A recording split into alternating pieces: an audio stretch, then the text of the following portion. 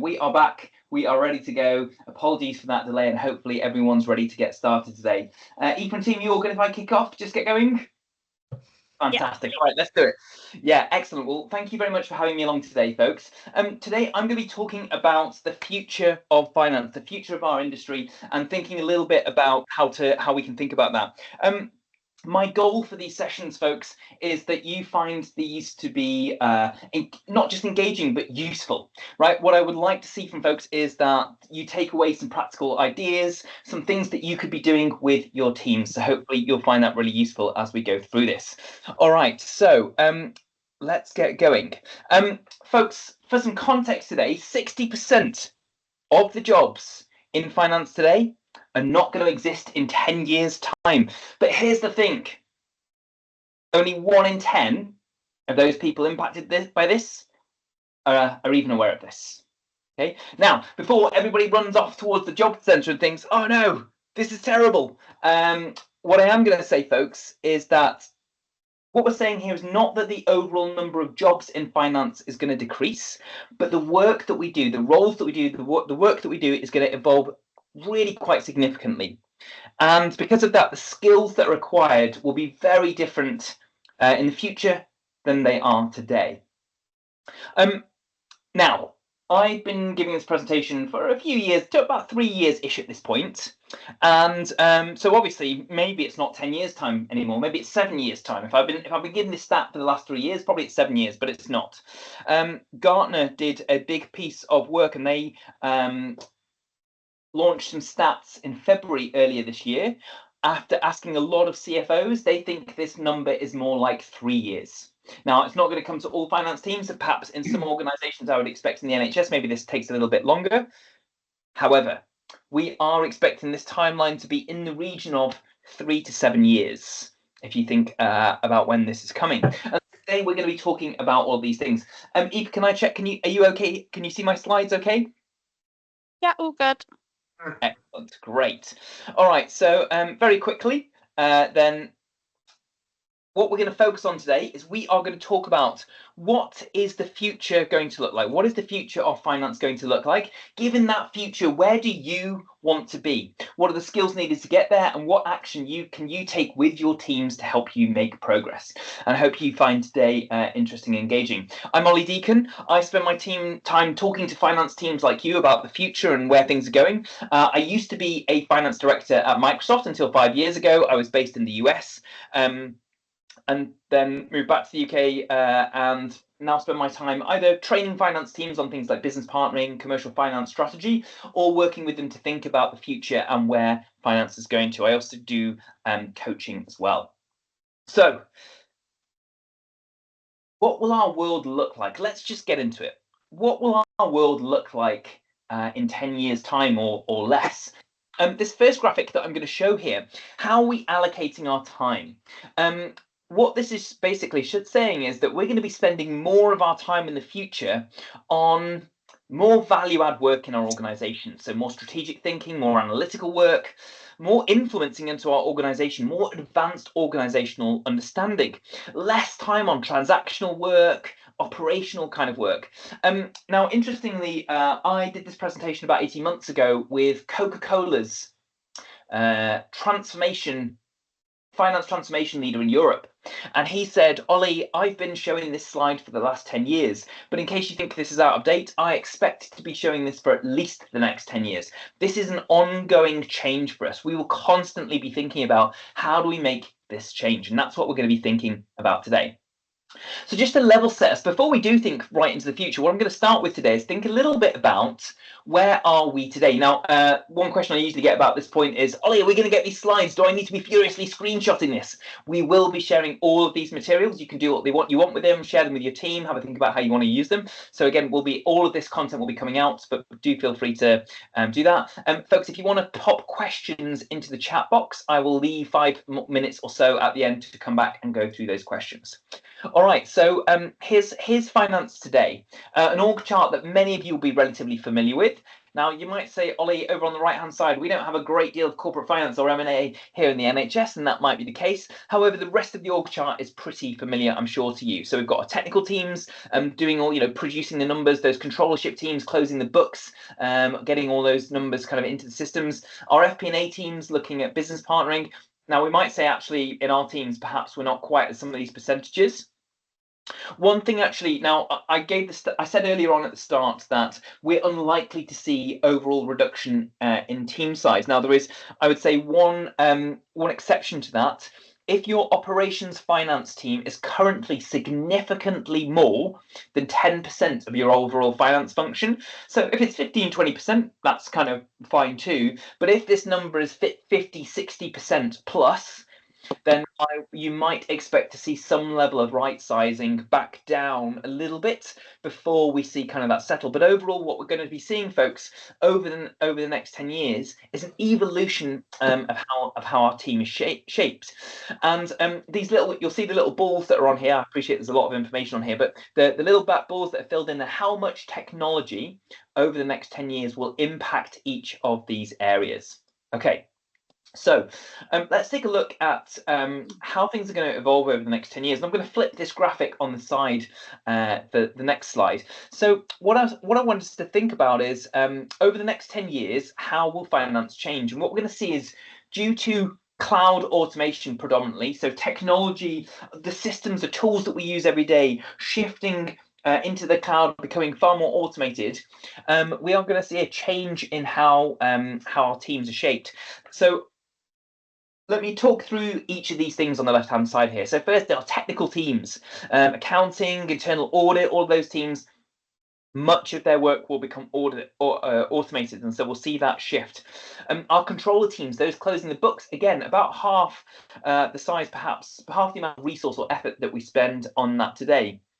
What you'll notice, though, is that we've now got 5% extra transformation roles, so new roles within a controllership space, where we have people whose role is almost entirely or entirely geared towards transformation. Now, what I've seen over the last few years is those teams that have a headcount, probably every sort of 30 to 50 people, one headcount who's entirely focused on leading transformation or helping transformation go through within a finance team. Their speed of transformation is 3x more plus, faster than when it's just the team, just everybody trying to do the best they can to make some progress. Now, I appreciate that that's hard with the headcount that we've got at the moment trying to do that. But again, thinking about what is that way, even if we have one person on our team who gives some of their time towards this, how do we ring fence that person's time as effectively as possible? Now, one thing you'll notice is growing here is the FP&A team. But actually, the FP&A team role is changing. Traditionally, FP&A was very backwards looking. So they're explaining what has happened in the past. And they're saying this is what happened and why it happened, with a little bit of forward looking when it comes to budgeting and forecasting. But in the future, actually, what we're going to see is a lot of that backwards looking work is done automatically for us. And a lot more our FP&A teams time will be spent far more looking at forward looking and thinking about helping our organizations, helping our trusts with decision support. So thinking about how can we use the numbers that we work with every day to help make better decisions for everybody. And actually, we are likely to come to the point, what you'll notice up at the top is that our strategy roles are growing. You might be thinking, really, are we really going to be seeing an increase in strategy in the NHS? Do we not have enough strategy people as it is already, Ollie? But actually, how to think about this is the fact that there will come a point in the future where we have so many things that we could do. Right, the FP&A team will look at it and look at forward looking and say, here are 3 different options for us about how we could go forward. And actually the patient outcomes are about just as good in all 3 of these things. None of them is obviously better than the other. And so what it's going to come down to is choosing which of those paths that we go down will be all about strategic decisions, as opposed to just, here's a business case with a good ROI, when we have more of these options in the future. So what is it that's going to change, that's going to enable us to think much more clearly about the future and have more options open to us, more things that we could do? It's all going to come down to the way that we look at both data and AI. And I'm going to talk about AI more in a moment, but the explosion of data that we've seen over the last 10, 15 years, gradually we're going to start getting our hands around this. Now, at the moment, you might say, good luck, Ollie, and my trust, we're trying to do anything decent with our data. It's a bit of a mess. And I think actually it's not just in the NHS. Organisations all over the UK, in fact, around the world really, are struggling with their data. I'm going to talk a bit more later on about how we think about that. But this growth of data is going to enable us to have so much more ability to think about different things that we could do in the future. Not just financial data, non-financial data. 5G, the Internet of Things, the way that we collect data from across our organizations and bring it all together with financial data will enable us to really start thinking about this. And just to say, these data and AI teams might report to the CFO, and some people might do, or we might see them going into the CIO, unlikely the CMO in your context, but CFO, CIO, there will be a range of where these folks sit, but finance is so well placed to look at this. And so we move from this, historically, the way that we think about our outputs or what we do in finance being about outputs, producing numbers, processes, just making incremental improvements to processes and explaining historically what's happening and trying to do some level of, thinking about budgets in the future. In the future, finance's role will all be about transformation and being a leader within the transformation space. It will be about generating insights for our organizations and influencing into our organizations from those insights. And that's going to be a core part of what the future is about. Now, some of you undoubtedly are sitting there thinking, actually, before I move on, Aoife, can I just check you can hear me okay? Yeah, all good. Great, just to let you know, Aoife, my team screen has frozen a little bit. So at the moment, I'm still talking and my slides are working great. But if there are any problems, Aoife, if you can drop me a note, that would be great. All right, so let's keep going. Sound good? Yes, good. So at this point, people often say to me, Ollie, it's all well and good. You used to work at Microsoft. Of course you think these things. Of course you think this. Is this really going to be true for us in our organizations? Now, often I hear this this question primarily comes from government organizations and very small businesses who say to me, is this really going to be our future? Are you sure it's going to be 10 years and not 25, 30, 40 years?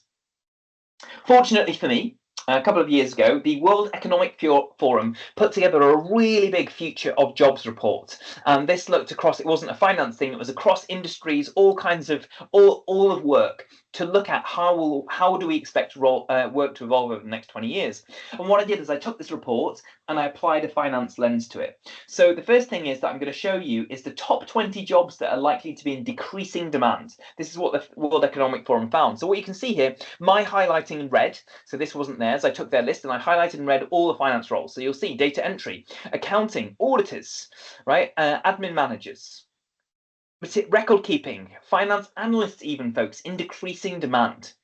Now, once again, before all of you start texting your recruitment consultants or heading off to the job centre to start thinking about what you're going to do instead, folks, here's the roles that are going to be increasing demand. My highlighting in blue, but look how many of them are going to impact finance. Data analysts, AI, process automation, digital transformation, project managers, strategic advisors, even risk management. What you'll see on the left-hand side is that reduction in auditors maps over to number 20 on the right, which is the increase in risk management. It's changing how we think about that, moving away from the transactional side of controls and testing through to, once we automate that, it's going to be much more about how do we manage that risk within our organizations in the right way, much more value add than what we've been doing historically. Now, some of you might be saying, but Ollie, I thought you said FP&A was going to grow. And yet, well, the Economic Forum says they're going down. So how do we think about this? It's about the change in the focus and what's going on here. So moving historically from this sort of backwards looking to very much more leveraging a lot of the data and tools that we've got that having more impact into our organization. I'm going to pause there. Anyone, any quick questions at this point? You are going to have to shout them out for me because I daren't touch my Teams for now in case it explodes my computer again. No. I've got a question. These roles that I can see on the screen, the ones that are going to be in increasing demand, quite a few of these look like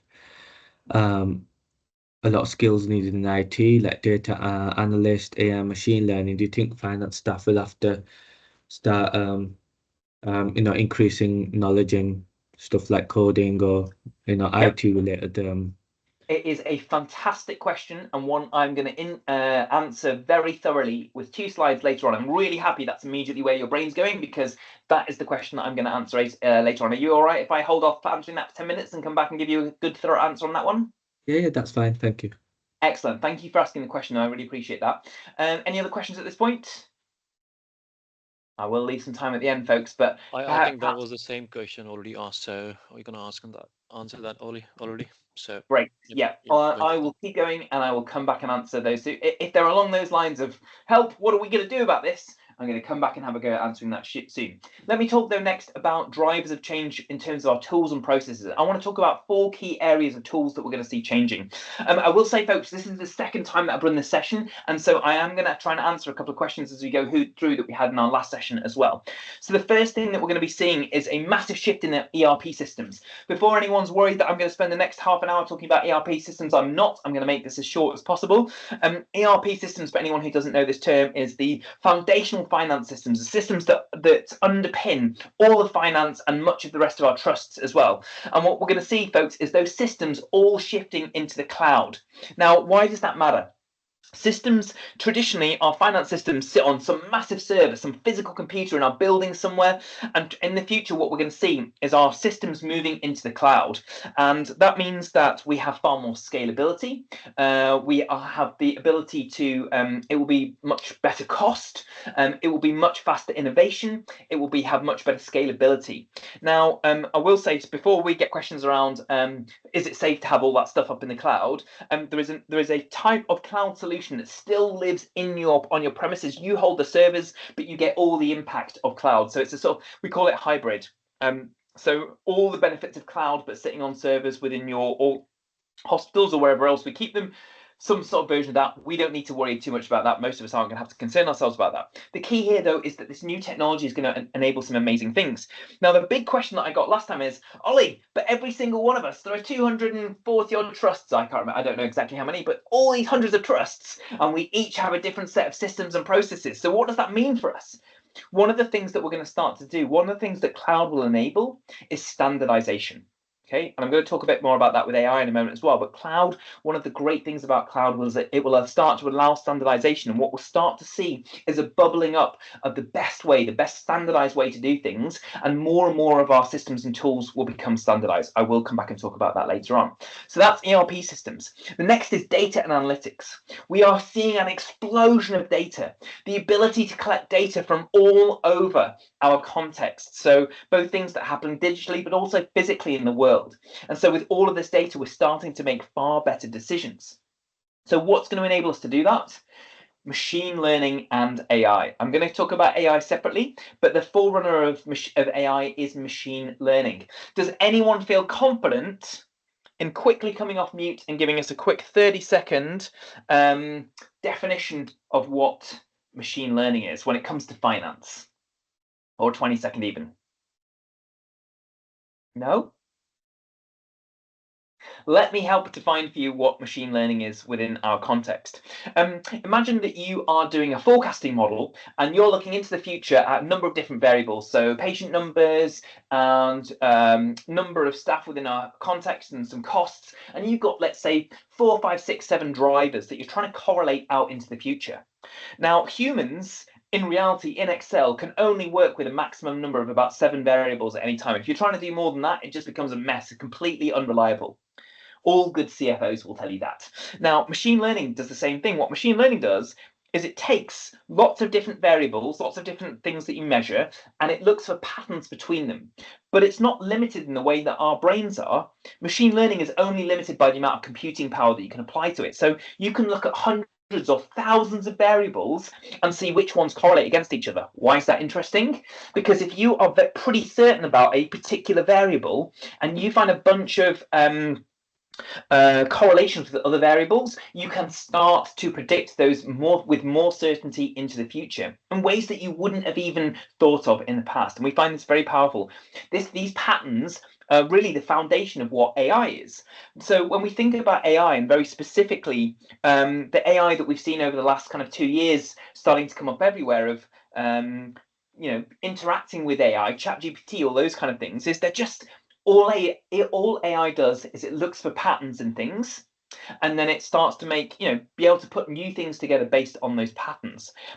So the AI that we've seen coming into the world over the last couple of years is based on large language models. So it's not only taking patterns in numbers anymore, but patterns in words, starting to understand things, if you will, in a bigger way. And what we see overlaid on top of that are much better tools for us to be able, as people who can't do much coding, to actually start saying how can machine learning and AI help us? How can we start to use these things in the work that we do? And I will talk about that a little bit more shortly. But again, machine learning, AI are going to have a massive difference. And actually, AI, folks, will be one of the biggest things that we see changing in the next 10 years for us. And I'm going to talk about where we'll start to see that, I imagine, first of all, in the trust context.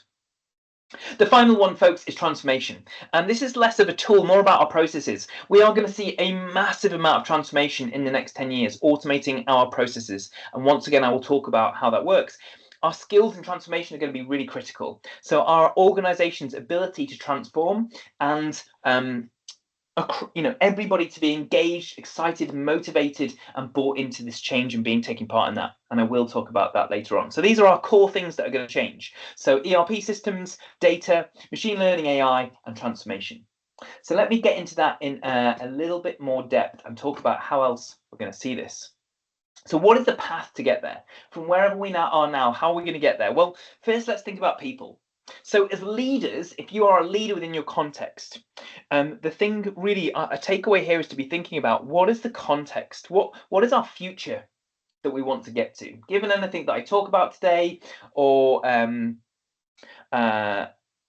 anything else that you've come across, what is the future we'd like to have for our finance team? What is the gap to where we are today? How do we start thinking about upskilling our organization? And how do we think about bringing other talent into our teams to enable that to happen well? But for individuals, so this is relevant to every single one of us here, even if you are a leader, how do we think about our own careers given what's going on? Well, step number one is to educate ourselves. What's going to be happening in the future? What are some of those career paths? Now, great news for everybody here. You can tick this one off the list because we're doing that right now. But again, how do you encourage your teams to go away and do the same thing? Off the back of that, we need to build our own development plans, and I'll talk soon about why that matters. When I answer the question from before, do we need to know these skills? The skills we learn will be different for each of us. So what's each of our personalized development plans? Now, upskilling, obviously, that's something we're going to do, but things are different to 20 years ago, and I want to highlight this point. 25 years ago, probably let's say 30 years ago. Let's say 30 years ago, you went on a training course to learn how to do something fancy in this new tool called Excel. You came back to your finance team of 100 people, and you were the only person in the team who knew how to do something special in Excel. You were a special, magical expert because you were the only person in that team who knew how to do that. And even if you weren't doing things with that knowledge every day, people would come and seek you. Hey, you know how to do this thing. Can you explain it to me? Can you teach me how to do it? We were special. That's not the case anymore. Because of YouTube and the internet, we can learn anything we need to in a few hours. And so learning is on demand. And so actually the learning is not even the important part. And in fact, what's even different now is that not only can we use ChatGPT to learn things, we are at the point now where effectively, folks, ChatGPT is almost able to do some of these things for us. And so I appreciate there's some ethics around that. I will talk about that shortly. However, a lot of these AI tools are going to be able to start doing these things for us. So what really matters is less about our knowledge and what we know and the skills we have, it's how we use them. What is the impact that we are having with those skills? And so looking for those opportunities to have impact with what we learn. And that's going to be the real thing here. Training development going to be absolutely essential in the future. So this is our people pathway, but let's think about our tools and processes pathway.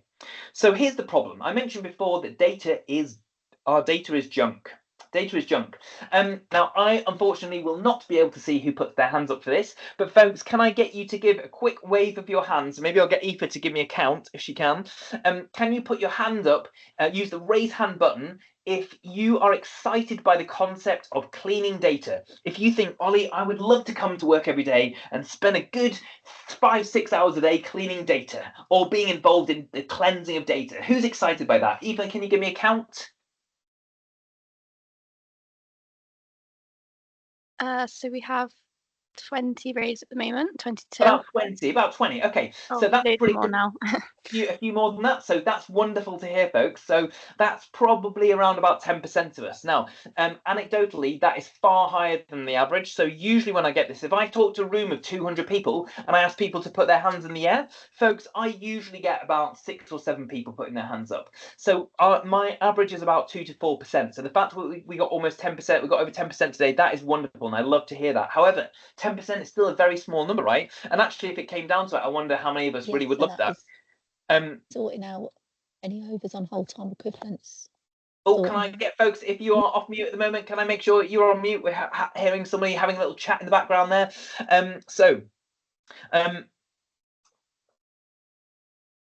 Aoife, I'm going to check if you mute someone that you can still hear me. Am I still good? Yes, all good. Excellent. Great. So one of the things that we're going to see, folks, is that the first thing that we need to do is clean our data. And that means to normalize it and standardize it.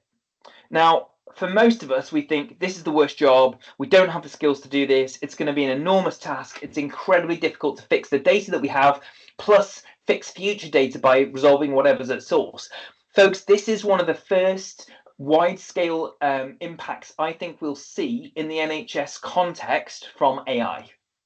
AI's ability to look at data and see how it's broken, pick up patterns and pick up anomalies, also to look at our data creation at source and start picking up where things are not working at source will be far more likely to help us start doing this work, right? Because our teams generally don't want to be doing this.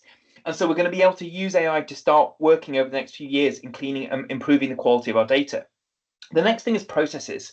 Now, a terrible process in the cloud, folks, is still a terrible process. And so the first thing that we'll be thinking about, actually, automation is all well and good. But if you automate, again, if you automate a bad process, it can still be very manual to try and look after the automation, how that works. The first thing that we're likely to see at scale is standardization. And AI is going to be phenomenal at helping us standardize processes. So you remember what I talked about a few minutes ago, that what AI and machine learning does is it looks for patterns.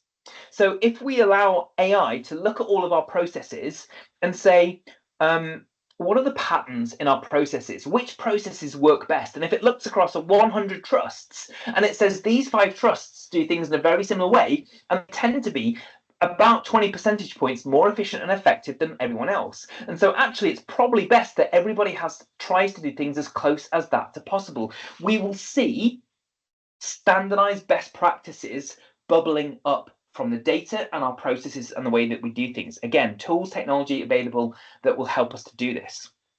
So once we've got better data, once we've got better processes, that's the point at which when we transition all of this into the cloud, we're really going to start to see those massive benefits of scale. So very specifically, what you can imagine is technology. If you've got a big system on a server that's specifically for your trust, and you want to make a change to how we do a bunch of the hierarchy in there and some system changes, right? You've got to hire a bunch of consultants for a few $100,000. They come out, they spend a year faffing about and moving everything around, and then they a bunch of testing and they roll it out and the whole thing takes 3 years. Everything is completely different in the cloud. Our ability to test, to implement, put in new features, test them, roll them out, because we're in this environment that's much bigger and much broader, those things can happen in a matter of months as opposed to years, and our costs are orders of magnitude lower. If you want an example of that for yourselves, folks, think about Xero, the accounting software, versus SAP or Oracle and how those things scale, right? We're far more likely to see that Xero model, Xero model in the future, where Xero, anyone who's ever used this, possibly not many of you have, but it's an accounting software for small businesses. And a few years ago, they were only able to do payroll for maybe 4 or 5 people, mainly directors, at once. And within 5 months, they launched the functionality to do payroll for hundreds of people. And so all these organizations that were already using Xero and like, we love this, suddenly, boom, payroll is available to them. And so that's what we're likely to see from cloud software in the future for our organizations. And imagine, right, that imagine if 60, 70, 80% of trusts are using the same core set of foundation of software that's able to constantly iterate and evolve and get better. Okay, we should start to see much better progress in that space, and that will be the platform upon which we can have this big data analytics, allowing much more insight decision support, predicting and recommending on top of that. All right, sound good to everyone? Great. At this point, I want to give you a really quick case study, and look, I do appreciate the one that I'm about to tell you it's a Microsoft case study, and so you might say, well, Ollie, this is Microsoft, but again, we will expect to see these things coming to teams of all sizes. So let me talk about something, and we did this is kind of 6 or 7 years ago now at Microsoft. We used to have this forecasting process. In fact, it's still going today. It's a worldwide forecasting process where every quarter, the central finance team goes out to all the finance teams around the world and says, what is going to be your sales forecast for the next quarter and for the rest of this year? And it would take all these hundreds and hundreds of, like 100+ finance people all around the world. They'd build their models and they'd talk to hundreds of salespeople all over the world, and they'd get this forecast together, and then they send it in. Actually, sorry, before they did that, the local management team would look at it and go, no way, lower the forecast, don't tell head office we're going to do that much, put it down. And then they'd send it all in, and head office would say, you've sandbagged, put it back up. And all this whole thing would take 3 weeks, 800 people, and the most amount of politics that you can imagine, I'm sure you can imagine, and a hugely resource intensive cycle. And so the CFO said, this is crazy. Surely there is a better way that we can be doing this. And so what they did instead is they rebuilt this whole process using AI and machine learning and other tools like Power BI. And it now takes 2 people 2 days. So the question is, but is it any better? Average error over those 8 quarters, was 1.8% from the previous way of doing it. With the machine learning tool, it is now 1.6% error over that same. So 10 points, if you like, better, 10 percentage points better, or 0.2% absolute.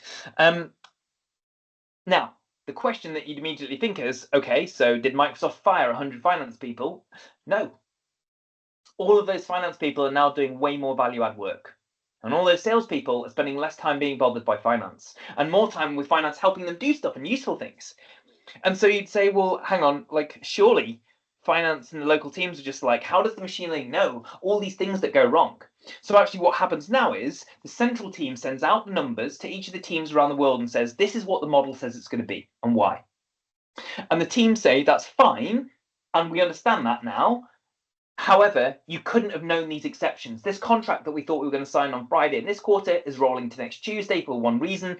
And so that's going to go from this quarter next. You couldn't understand that already. You couldn't, the machine learning would never know that. And so we overlay exceptions onto the top of this. So it's 80% machine learning and 10 to 20% humans on top of that. And it gives this most efficient, effective way of thinking about things. And folks, if you are concerned and you're worried about AI in the future, is it going to take over everything?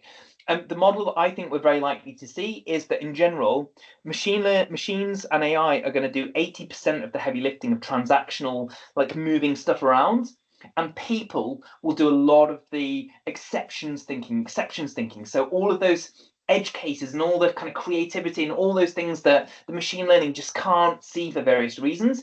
And it's going to be a combination of people and AI together that's going to be incredibly powerful in the future. I mean, think about, right, factories. Okay, a factory on its own, before factories and people were worried, well, factories will do everything and people won't have jobs, right? There are still people required to design things and look after the machines and look at processes and how to make the factories better and how to do things within them. It's just that, you know, machines can do a lot more of the underlying stuff. So we talked a bit about AI. I know that some of you, everybody's aware, I'm sure, of ChatGPT at this point and AI. Are people aware that Microsoft invested $10 billion into the company that built ChatGPT? Some of you, I'm sure, might be, and some may not. What Microsoft got for their $10 billion? they got the engine behind ChatGPT. And what they were able to do with that engine is integrate it into their own products. Very specifically, Microsoft Office that most of us are using every single day. They took the ChatGPT engine and they put it into Microsoft Office. And some of you may have seen this product already. This product is called specifically CoPilot. Okay. Now, what I'm going to do here is what I'm going to do, folks, can I get a quick raise of hands? Who has seen CoPilot? Aoife, can you give me a number? Who's seen CoPilot working in Excel? So we have 23 raised at the moment. Cool. Okay, thank you. So, folks, I'm sure lots of you would love to see. I've got a 70-second demo here of CoPilot. However, my Teams is going crazy. I will say, folks, the reason that my Teams is having a meltdown today is that I still do a bunch of work with Microsoft, and so I'm on like their internal systems, and sometimes they give me like a not quite ready for public use version of Teams and other programs, and I got a new one last Thursday, and it is an absolute mess. And so I'm very excited for this Thursday when they put it back to what it should be before. So apologies for today that I'm unable to have things quite as smoothly as I often do. But what I'm going to do is I'm going to play this video for us at the end of today's session. I will come back before we do questions and play this video. I'm going to keep going now so that we don't have any more tech issues and waste any more time. All right, so let's keep going. So the question that lots of you will be asking is, all of this sounds great, Ollie. Wonderful, marvelous. But what on earth does it mean from a skills perspective for me and my team? We are a million miles off this at the moment and thinking about this. So how do we think about this? So going back to this thing, we've got to educate ourselves on the future and career paths and then think about our own personalized development plan. So I want to talk about what are the skills needed to get there? What are the skills needed to get there? And I'm going to break up the skills of the future. Now, there are going to be lots of finance skills we need, like, you know, being able to understand accounting policies and Excel and do all the stuff that we've been able to do for the last few years. But there are going to be some new skills. The skills I'm going to talk about today are the skills that are different from the ones in the past. Okay, I'm going to split these into two areas, technical and non-technical. So soft skills, if you like, but technical, non-technical. So let's take a look at these. And the first set of these skills is all of these data science skills that we've been looking at and thinking about today. So this is really understanding how does data work? How do we code it? So things like Python and R, maybe looking at lots of these advanced analytical tools. Now, lots of people, I'm sure many of you at this point are thinking, Ollie, there is absolutely no way that I'm getting into this. Are you saying that I have to do this? No. For many of us, especially in leader roles, I'm going to say that we don't have to do this. But what I will say for everybody here, almost everybody here, you may not have to learn how to code and use these things, but what we do need to know is how and when these things can be applied. You need to be able to look at a problem and say, within our trust, this is an issue. So this forecasting, our forecasting is low quality in this space. I think it would be really good to use some machine learning here. I don't know how to use the machine learning, but I do know that that's a machine learning type problem. And therefore, we're going to look for some resource to try and apply to that and some people who do have the right skills. So as leaders at Microsoft, we had two different types of machine learning training. In finance, we had machine learning training for the people who are going to do the machine learning, and we had machine learning training for leaders. And that machine learning training for leaders basically explained what it is, what it can do, what it can't do, what kind of problems you might want to come across that you want to start using it for.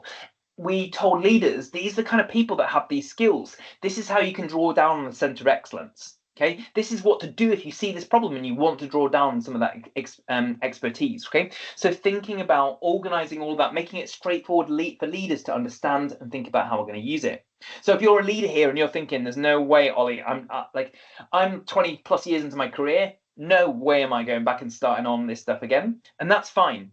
What I'm seeing, folks, though, for young people coming into finance now, so I do some coaching with people in the first few years of their finance career, I'm going to say it's almost 50% of people doing their exams at the moment are in some way interested in learning this or using this more in the work that they do on a daily basis. Okay, so we're seeing a lot of people coming into finance really engaged and excited by this. Let's keep going. The next skill is related to data, but it's not data itself. This is about analytics and data presentation. Okay, so what I would suggest is that this should be much more pervasive through our teams. This is something that we would want to be seeing more of our teams being able to do. So thinking things like Power Query, Power BI. Just a quick question. Can I ask folks, can you give me again, raise your hand if somebody on your team is using Power Query? And Aoife, in about 5 seconds, if you can give me a count. Yep, no problem. So we have about 27. About 27 this time. Yeah. Hopefully it's not the same people putting their hands up every single time. Perhaps it is the only ones who are actively engaged. I'm sure that's not the case. I'm sure it's different ones each time. So here's the thing, folks. Power Query is a free add-in to Excel. It's a phenomenally powerful tool that will enable you to help start automating lots of, if you move data between different spreadsheets at month end, Power Query will do that in an automated and automated and repetitive way that you can do again and again. And so if you've never heard of Power Query, that is a great thing to get some people on your team to go and have a look at and start thinking about. Okay, so that's a free tool. It's no extra. You just have to Google how to turn it on in Excel. Power BI obviously does have a cost, and you might be using that or other things. But again, how do we use Power BI and these other tools to help our trusts understand what's going on within the data? And the final one is transformation. I run a program where we teach people how to do transformation skills. Actually, I've shared it with the team, the One Finance team, a bit of that training to think about how they can roll this out more broadly. A very simplified way of teaching everybody. Here's how you map. Here's how you map. Analyze what's broken and improve a process. Right? Imagine if every single person on your team had the basic fundamental skills of how to map and improve a process. Right now, we're all making it up from first principles. And for lots of people are like, I have no idea how to do this, so I just won't. But imagine if every single person on your team spent 4 hours learning how to map a process. How much more likely would it be that we start doing this across the whole team to have teams feel empowered towards doing that? So how can we lead it's not just about putting new big systems in, it's how do we build a culture of change and transformation and ownership of that within our organizations, right? So, and that's how do we give people those skills towards doing it. It's not just a culture thing, it is a skills thing. Now the thing is, even if we've got a bunch of people doing all this tool stuff, it's not enough. The other thing is that lots of us look at this, I'm sure there's a fair few of you on this call today thinking, Ollie, I have zero interest in any of these things. Like, am I done? Well, how do I think about this? Fortunately, there's a whole other area of things that are going to be incredibly important.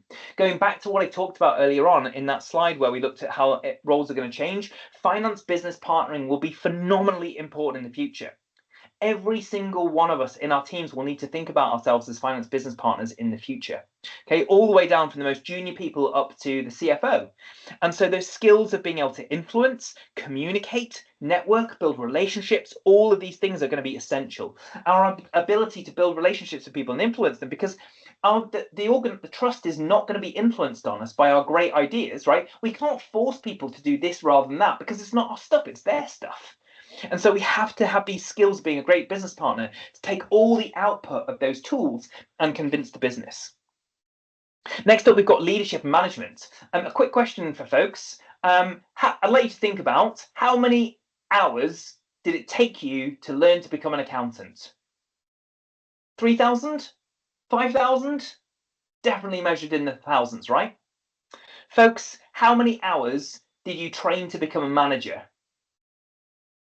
Somewhere between 0 and 16? Next question, which is harder, being an accountant or being a manager? Being a manager, right, folks? And so again, we massively underinvest in this super hard thing. We spend all this time on the technical stuff of the job, but so little on what matters most. Great managers get so much more out of their teams. Now, leadership, you might be thinking, well, you know, only 1 in 20, 1 in 40 of us is a leader. But actually, in the future, in this world of change and technology, we need leaders at every level. People coming out of university, coming out of school, coming straight into jobs in finance now, they are our leaders of change and technology because they are digital first in every single way. It's all they've known throughout their lives.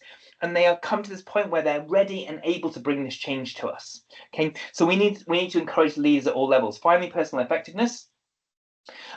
Personal effectiveness is all about, in a world where the machines are doing much of the transactional work, we have so much more time to do value-added work. And so how do we choose to think about our when is the best time during the work to do our work during the week? How do we think about not spending all of our days in meetings and doing like all these other things? How do we build the best working habits possible so that when we're doing much more value add work rather than just moving numbers around a spreadsheet, we're working as effectively as possible? When month end, people often, I get, if I can see your faces when I tell people when month end takes 4 hours every month, when we have basically real-time month end with just exception posting at the end, then what are we going to do with the rest of the month? People are like, yeah, good luck with that in the NHS. I understand that, but folks, we'll see how we get there. Now, I want to wrap this together. I do a bunch of work with an organization called Grow CFO. They've got about 150,000 members around the world, and what they're doing, they went out and they asked all their finance members across the world, beyond the standard stuff that we get taught in exams and all the things that we already have to do all day every day in our jobs, what else do we need to learn? And they put this framework together. So this is collected from hundreds of finance leaders and teams, and these are the areas of focus for the future. And so it builds on the chart on the graphic that I put up before. So again, I'll let you have a look through this in your own way, but and the further that we go out along the arrows, the more that we get to leaders and leadership. But again, just thinking about some of the areas that we might want to be focusing on within our contexts. So here's one quick example about how we're going to bring this together. Okay, so we might have this team that's doing all this fancy data science stuff, and then we have the business, or the apologies, I know it's business here, but your wider organization, so operations and the medical teams and all these things. And so what we're thinking about is, how do we connect these together? Maybe finance isn't needed anymore, but finance will be more critical than ever, because finance does something uniquely special in our organization. We speak both standard organizational terms. We have to talk to the business all day long, and we also talk technical. Finance will become the Rosetta Stone between all this data. Folks, if any of you have ever tried to have a conversation with a data scientist, you will know exactly what I'm talking about, right? So we'll be able to talk to both the data scientist and to the business. The business will give us a problem. We will frame that problem for the data scientist. They will do the data work. They'll give us back this stuff, and we will turn that stuff into influential analysis and insights that we take to the business, and we have the credibility and the trust with the rest of the organization that they are able to make progress with what we're looking at. Okay, so I do also have a Power Query. If you don't know what Power Query is, you've never seen that before, I've got this fantastic video here. It will come out in the materials, so you can watch that in your own time. In terms of development plan, I'm going to whiz through this a little bit here, because I've got a nice little model for development plan here. All of this stuff you'll know already. The magic is this 5th extra step. So talking to the team about what resources and funding are available to them. I appreciate the answer is probably none. So therefore, as leaders and managers, how do we think about support and accountability? How do we ask the question to our teams? How will you generate impact with what you're learning? Okay, so some interesting things to think about here when it comes to development plans. A few other things that I want to think about in terms of leaving you with some actionable takeaways today. I would encourage you and your teams to be thinking about how we're using the latest technology. So ChatGPT is a fantastic thing. I appreciate many of us will say, actually, our trust has banned it and we can't use it. That's because there are many risks with it in terms of data and information, and we can't put our data into it. That said, we still need to encourage our people to be finding ways to think about safe, ethical, sensible ways to be using this technology to do their jobs better. There is nothing stopping people from getting out their phones and typing into their phone, how could I use an X lookup in Excel? How could I solve a problem that looks like X, doing these kind of things? What technology would enable me to do this? How can I do these things, right? All of these questions that we think about our personal effectiveness, these we should be practicing looking at ChatGPT, and we can do that on our phones. Finding ways to use Power Query, it's free, starting to encourage people to improve data quality wherever they can, right? Lots of tools that are around these days have free trials. Be very careful around free trials and what you're signing your trust up for. But again, thinking about those opportunities to use things that don't have cost. If you have a team member who goes out and learns this and is super excited about all these stuff, folks, get them to come back and teach everyone else about it. Put free pizza in a room and get them to stand up at the front for 40 minutes and tell everybody else about this cool new technology and show what they've done with it. Hackathon. I am hoping to work with the One Finance team to talk a little bit about what finance hackathons are. So basically, this is taking 2 days out, the quietest time of the year, getting everybody together and then looking to solve some problems in a really short amount of time. It's a very powerful way to make progress against problems as a team. So we mix ourselves up. We don't do it in our usual day-to-day teams. We mix the whole finance team up and everybody gets to choose the problem that they want to solve for a couple of days. Really powerful way to do that.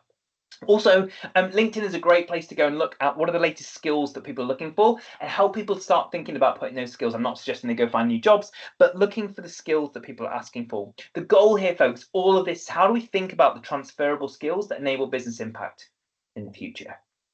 All right, one other last I've got a couple of other bits in here, folks, which is I've got a little plan, something to think about in terms of your teams and how do we turn this flywheel and some other materials. I've also got a bunch of materials in the back here about how you can run a workshop with your own teams about what are we going to do to make progress, where we focus on where do we want to be, where are we now, and how are we going to get there. And the goal of this workshop is to really help your teams think about where can they get to in the future. All right. At that point, I know we haven't played the video yet. We may or may not have time for that today, but I will get the team to share that around with anyone. I'm happy to do 5 minutes of questions. I do have a hard stop at the top of the hour. Any questions that I haven't answered for folks today yet? Aoife, if there are questions in the chat, do you want to read a few out to me? Yeah, no problem. Just see if anyone puts any in. Actually, hang on. I have managed to get my chat working. Actually, one person commented that they said that they think the transformation will be so gradual that we won't notice it on the current workforce. I think that historically that was true. I think that AI is going to change things so quickly. So if you think it took 10 years for the internet to become ubiquitous from sort of early mid-90s to like early 2000s, smartphones 5 years, AI folks 2 to 3 years. We are going to see AI fully integrated in the work that we do within 3 years. And so I think we won't see this being gradual. I think we'll see step change on this. We do have a hand up from Joanne. Hello, Joanne, go for it. Oh, am I muted? Unmuted. Hopefully you can hear me. So I'm in the dinosaur category, having qualified in 2001 even, not 2021. So I sit here going, this is amazing. Where on earth do I start in my very busy day? How do I get to any of this? Obviously attending sessions like this, and it's been fantastic listening to you, Ollie. Yeah. So where in my position would you say great place to go to as the first next step? Next step? Yep, absolutely. The first thing, Joanne, how often are you using ChatGPT? I use CoPilot. I've got a license and I've been playing with CoPilot and I love it. I've become wedded to it. But if it's not quite GPT, then obviously I'll play with that. It's close. No, that'll do. As long as you're asking questions on a daily basis, that's the best place to start. So building a daily habit of using AI to help you do, I'm going to say there is nothing that will come close to the impact that that will have on your role. If you want something else beyond that, I would sign up for any weekly newsletters or find anything you can for people who are talking about AI on an ongoing basis. So that I think it's just generally about trying to just build this habit of understanding what's out there any chance that you get. Joanne, does that help?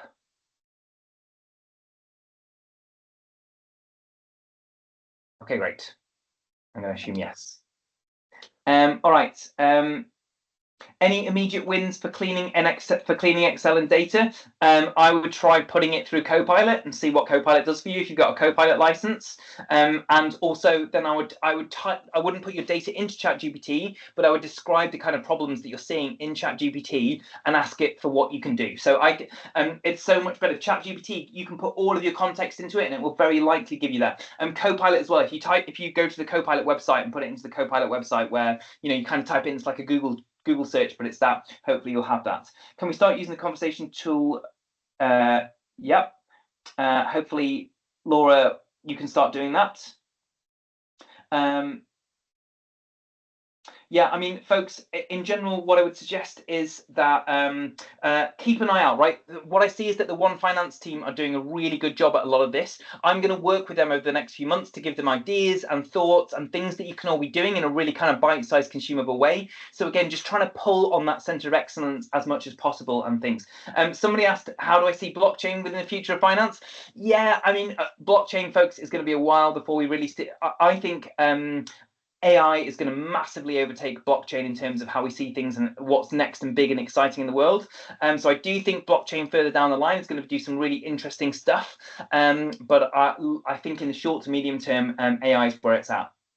All right, I've probably got time for one more question. Anyone else? Folks, it has been absolutely... Oh, how expensive are CoPilot licenses? Great question to finish on. They are expensive, folks.